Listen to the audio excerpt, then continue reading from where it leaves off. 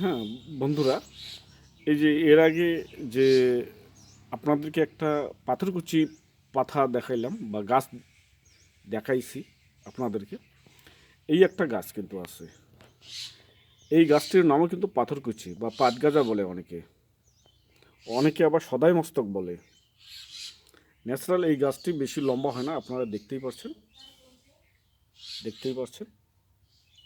নিচ থেকে গোড়া অবধি দেখাচ্ছি। এই গাছের পাতার রস আপনারা যদি প্রতিদিন সকালবেলা সেবন করেন, তাহলে আপনার কিডনির পাথর বা মূত্রাশয়ের পাথর তো যাবেই যাবে, তাছাড়া আপনার লিভার বা গ্যাস অম্বল বা অ্যাসিডিটি থাকলে সেটাও কিন্তু চলে যাবে। প্রতিদিন সে খাওয়ার নিয়মটা আপনাদেরকে আমি বলে দিচ্ছি। এই রকম পাতা যদি হয়ে থাকে, মিডিয়াম টাইপের, বেশি বড় না, তাহলে দুটো বা তিনটে পাতা আপনি অবশ্যই নিয়ে বেটে রস বার করে আপনি সেবন করবেন সকালবেলা খালি পেটে। তাহলে আপনি মাস তিনেকের মতো আপনি যদি সেবন করেন, 100% যেটা হচ্ছে আপনার পাথর কিন্তু আর থাকবে না, কিডনির বা মূত্রাশয়ে এক জায়গাতেও থাকবে না।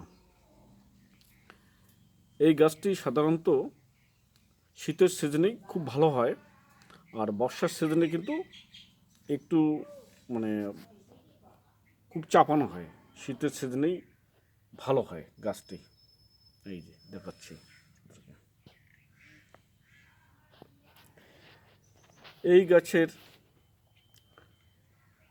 পাতা বা ডাল সব কিছু কিন্তু ওষুধের হিসেবে ব্যবহার করি আমরা। এই গাছের পাতার রস খেলে আপনাদের গ্যাস, অ্যাসিডিটি বা অম্বল বা লিভারের যাবতীয় যে সমস্যাটা থাকলে কিন্তু সেটা দূর হয়ে যাবে। এছাড়া মূত্রাশয়ে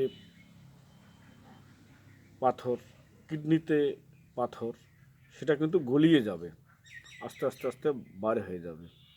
বন্ধুরা, এর আগে আমি ভিডিওতে আপনাদেরকে নানান গাছ সম্পর্কে আমি বলেছি। আবার নেক্সট ভিডিওতে আপনাদেরকে আবার দেখাবো আমি।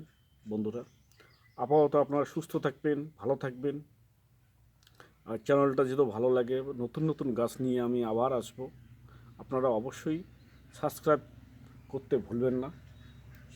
যদি আপনাদের কোনো সমস্যা হয়, ইনবক্সে গিয়ে আপনারা আমাদেরকে কমেন্ট করবেন, সেই আপনাদেরকে আমি উত্তরটা দিয়ে দিব।